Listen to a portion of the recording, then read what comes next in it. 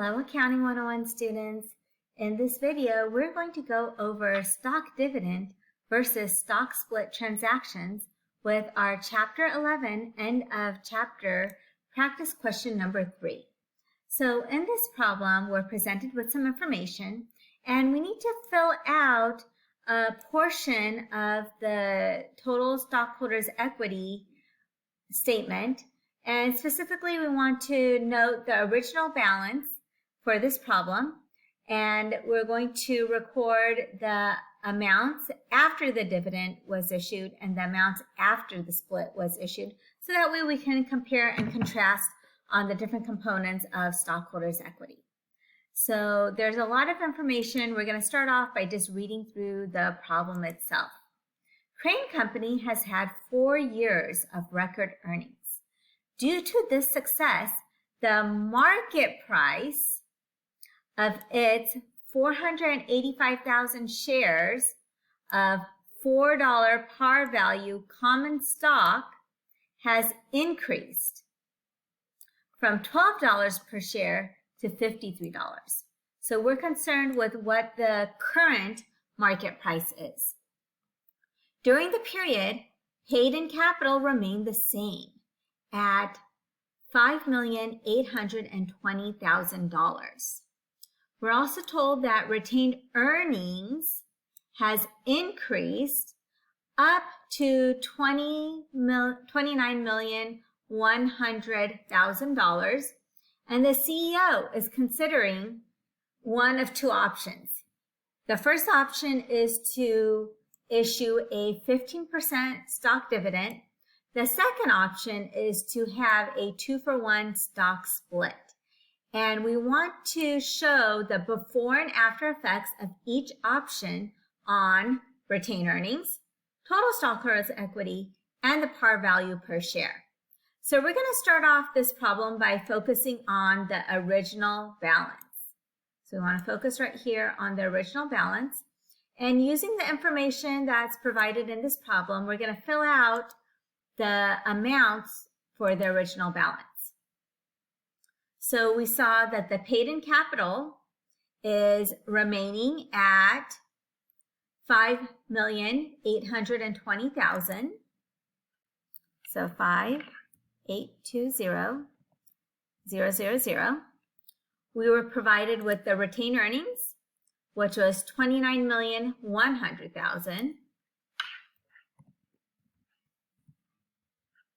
And we need to add both of these together in order to arrive at the total stockholders' equity, which will be $34,920,000. Also in this problem, we are told that the number of shares is 485,000 shares of common stock. So I want to note that we have 485,000 shares, and this is referring to the number of shares. So I want to make a quick note that we want to note the number of shares. And now we're going to compare the effect after the dividend. And you'll notice that once we fill in the information in this table, we can fill in the amount of retained earnings for Part A. So the paid-in capital after the dividend is going to be affected by the additional shares that are issued because of the stock dividend. So we start off by taking the initial number of shares, which is 485,000 shares, and we're going to go ahead and multiply this by 15% because there's a 50% stock dividend. And that will tell us the number of additional shares that are being issued. So that's going to equal 72,750 additional shares. So each of these shares are now going to be multiplied by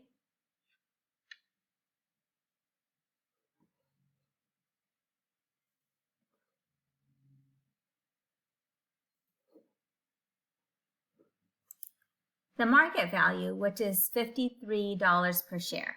So I'm going to multiply this by our $53 per share.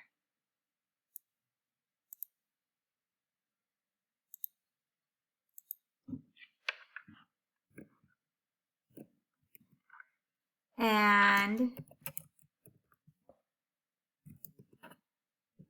when we do this, we're going to arrive at the additional paid-in capital that's going to be distributed. So that's going to be $3,855,750. So that will be the additional paid-in capital that's going to result from the additional shares. Now, for the paid-in capital, we want to start off with our initial paid-in capital of $5,820,000. And we're going to add the paid-in capital that is resulting from the shares being issued. So now our paid-in capital account is going to reflect $9,675,750.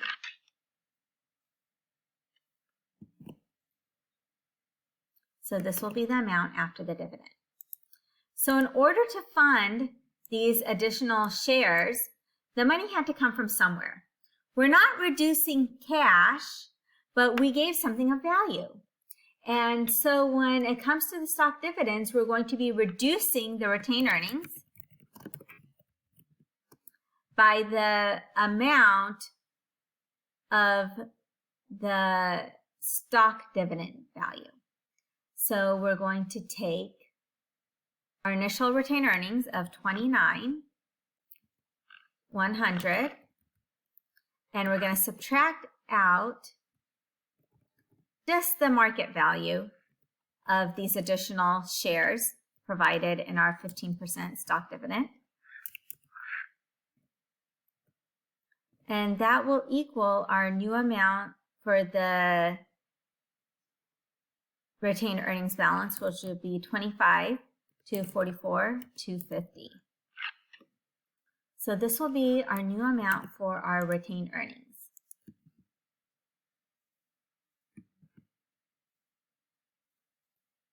And then our new stockholders' equity, we're going to add both of these numbers together, the paid-in capital and retained earnings, and we'll get $34,920.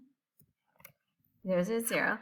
And you're going to see that there's no change in the total overall retained earnings when you have a stock dividend.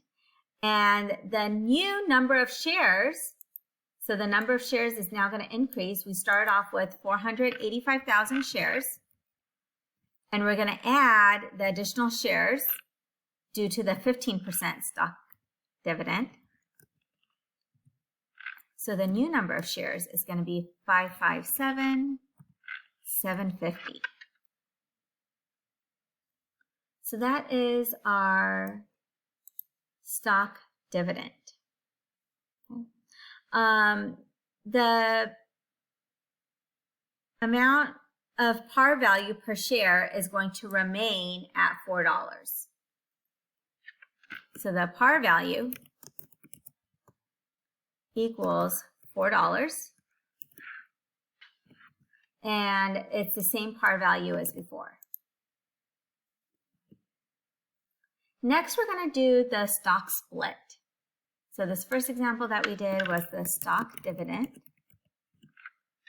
and now we're going to be doing our stock split. With the stock split, you're going to take your existing number of shares and you're going to split them in half. Okay, because this is a 2-for-1 stock split. So with the stock split, we start off with our number of shares of 485,000. And we're going to multiply this by 2 because it's a 2-for-1 stock split. So now the number of shares that we have is 970,000 shares. With a stock split, we also need to split up our par value. Okay. So the new par value is going to take our existing par value of $4 and divide it by 2. So now our new par value is going to be $2 per share. So with the stock split, all we're doing is we're reducing the price per share, and we're not going to have any impact to our paid-in capital because we're not giving anything of value. We're just making the price per share more affordable to a broader range of stockholders. Our retained earnings actually stays the same. And our total stockholders' equity also remains the same.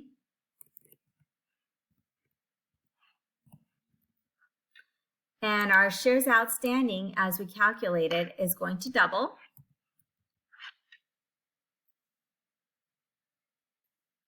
And our par value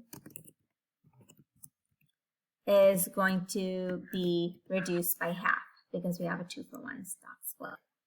If you had a 3-for-1 stock split, you would triple the number of shares and you would divide the existing par value by 3 if you had a 3-for-1 stock split. So I just want to finish filling out this information. The amount for our retained earnings would actually remain the same. And hopefully this will assist you in looking at the different components of stockholders' equity and assessing how the different components would be impacted when you have a stock dividend versus a stock split. Thank you for taking the time to watch this video.